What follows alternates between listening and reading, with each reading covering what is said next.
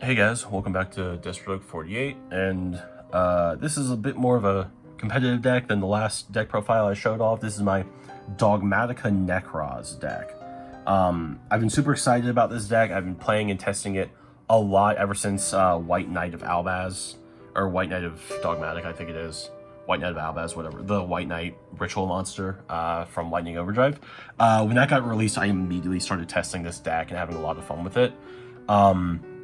It's not complete. There's a couple changes I still need to make and a couple cards I still need to order, but it is ready enough to be played and played efficiently. So I'm going to go ahead and give you all like a beta deck profile of it. So let's go ahead and jump into the monsters. Starting off with the Dogmatika package, 2 Ecclesia, 1 Fleur de Lis. I'm gonna give them, show off the art a little bit, and 1 Maximus. Ecclesia helps search all your Dogmatika stuff, and with Titaniclad in the extra deck, you can special it pretty easily. Fleur de Lis is just big attack gain, and can also, if you have either of these on the field, you can already negate stuff on the field. Maximus can help get stuff out of your extra deck and get stuff out of your opponent's extra deck. If your opponent's extra deck is super tight, Maximus can really disrupt them, because super tight extra decks kind of need all the cards. So if you start pitching things from their extra deck, they can kind of be a little bit on edge and have to do some funkier lines of play. So these are just, I feel like a pretty standard Dogmatika package. I do want to, at some point, get another Ecclesia and another Fleur de Lis. Another Ecclesia and an Ashian, or Ashaya, whatever it is, to put in the side deck. But this is pretty much all you're gonna need for the main deck for now. Pretty good. And then, so sorry, I thought I heard something. To follow it up, we have 2 Shuret Strategist of the Nekroz. This can be an entire ritual material on its own, which helps get out Valkyris or Trishula, or really anything if you need to in a pinch. Then also it can search your warrior Nekroz monsters, which I'll point out as they come up. So good. I wouldn't run 3. You can cut it to 1, just kind of depends, but yeah. So that's the main deck monsters. Let's look at the rituals of the deck, which is going to be a much heftier list. Starting off, we have 3 Brionac. 9 times out of 10, you're going to use this to search another monster. It's super rare that I ever summon this. Mostly I use this to search Trishula, Valk, Clausolus if I need to get to the spell cards and don't have a way to do it otherwise, or Unicorn. But if you do summon it, 2300 isn't something to laugh at. Speaking of 2 Clausolus, there's a lot of ritual spells in here, and there's a lot of ways to search them.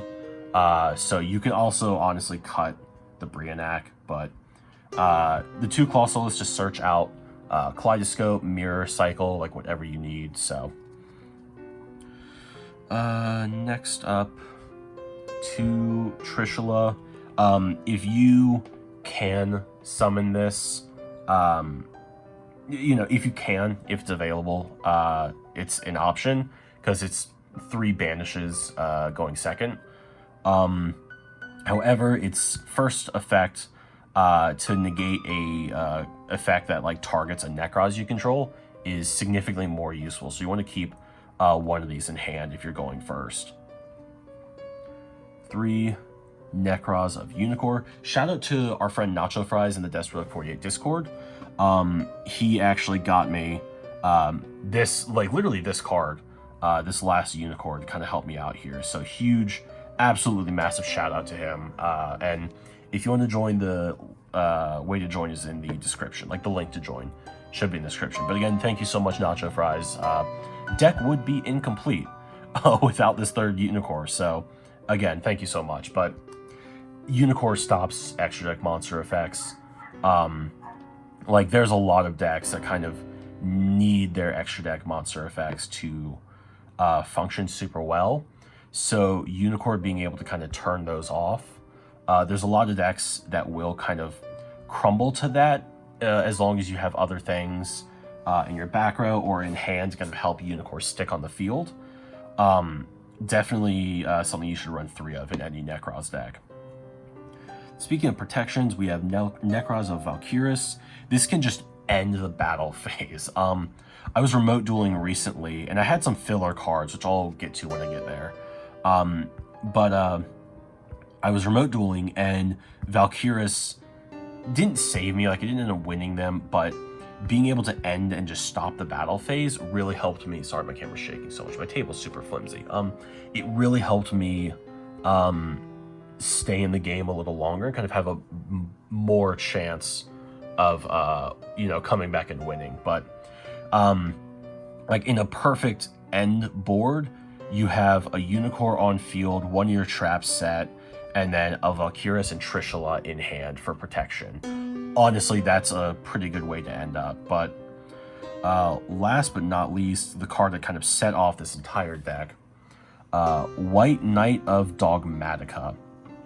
So if you aren't familiar with this card, what it does, you can ritual summon it using Dogmatic Calamity.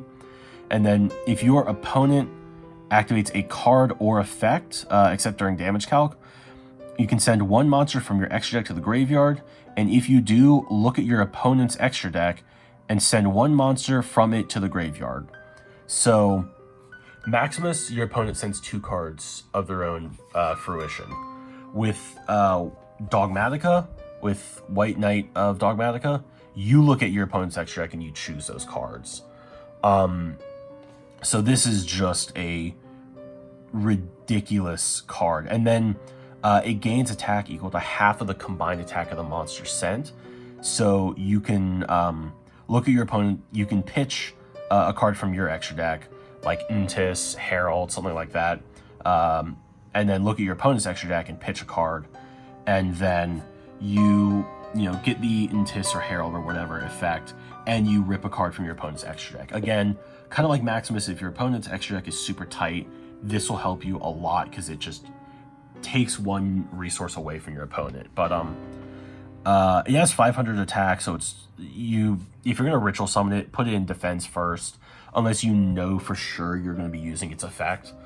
This is the card to kind of set everything off. So super happy to pull it. Love the rarity, love the art, and that's it for the monsters. Let's take a look at the spells. So for the spells, we're gonna start off with 2 Dogmatic Calamity. This is a Dogmatika card, so you can't search it with Ecclesia. This is the ritual card to get out White Knight of Dogmatika. So however many White Knight of Dogmatika you run the same amount of Dogmatic Calamity. Just kind of helps. Then following it up with the kind of Dogmatika spell package. 3 Nadir Servant. This card is bonkers for the deck. It sends from grave, which you always want, which can help you just get more shit into your hand. It searches Dogmatika cards. Absolutely amazing card. You never summon from the extra deck in this deck, so definitely something to keep at 3 if you're going to run the deck. If you need a more budget-friendly option, you can opt for... They don't do the exact same thing, but 3 Pot of Extravagance can replace this. It's a lot less expensive and a free draw too, but it just won't... There's nothing that will truly replace this card. So for Nekroz stuff, we have 1 Nekroz Cycle. Let me get these looking nice and orderly. 3 Nekroz Kaleidoscope and 1 Nekroz Mirror. I mean, Kaleidoscope is everything you would need in a thing. If you want to get out Unicore, cool, you can pitch Herald or Untis to get out Unicore. Mirror and Cycle I honestly use if I'm trying to pitch Shuret off of something. This is like the ratio you're going to want to run these Nekroz Ritual spells at. So definitely, they're, from what I remember when buying everything, these were relatively inexpensive. So, yeah, that's just how you ritual summon out your Nekroz stuff, which you kind of want to do in Dogmatika Nekroz deck, honestly. 3, preparation of rites. Like, you need ways to search, more ways to search Clausulus, Unicore, and Brianak. And then especially if you just need like Unicore or a spell, especially if you need a spell, you can search Clausulus from this and then use Clausulus to search a spell.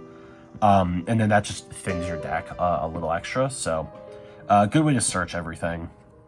And then reinforcement of the army. So your level 4, I forgot to point these out, but your level 4 or lower warriors that you are going to want to search are Clausulus is level 4 or lower warrior, and then Shuret. So there's almost never going to be a moment when this is useless to you. Oh, sorry, I keep hiccuping. You will always be able to search something off of this. That's just kind of how RNG and like the ratios work out. So there's never going to be a time where this is a dead card in hand unless it's like the last card in your deck. Yeah, that's it for the spells. Let's take a look at the traps. Our trap package is super small. 3, Dogmatika Punishment for obvious reasons. Getting stuff out of your extra deck to get effects, plus popping cards your opponent controls. You will never worry about its... damn, I'm sorry that my camera's shaking so much. You're never going to worry about its effect to prevent you from summoning from the extra deck. You just never do that with this deck, so you don't need to worry about that. So there's honestly like no drawbacks from this in your deck, which is nice. And then 3, Imperm. It's Imperm. This is just another way to help protect something like Unicore. This is just another way to kind of stop your opponent for a little bit. This won't completely shut them down 9 times out of 10. It's just, you know, good interruption. But that is it for the main deck. Let's go ahead to the extra deck. All right, extra deck is a little small right now. There's a couple cards I still need to procure. Let's take a look at it. We have 3 Elder Entity Untis. It's like you're never going to summon this, obviously. Anytime you send it, you just pop a card. So the only time this is useless is when you're going first. Any other time, this is a pretty useful card. Fossil Warrior Skull Knight. If you ever need Kaleidoscope to summon Brianak, you can use this. But also, if you don't have Untis, you can use something, send this from your extra deck, and then use its effect to banish itself to pop something, pop a monster on the field. So it's like an off-brand Untis. So yeah, run 1, maybe 2.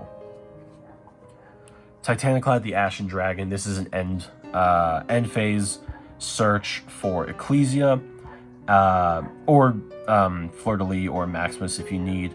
And then, you know, if you go for Ecclesia, you can search Punishment, Dogmatic Calamity, or Fleur-de-Lis or Maximus.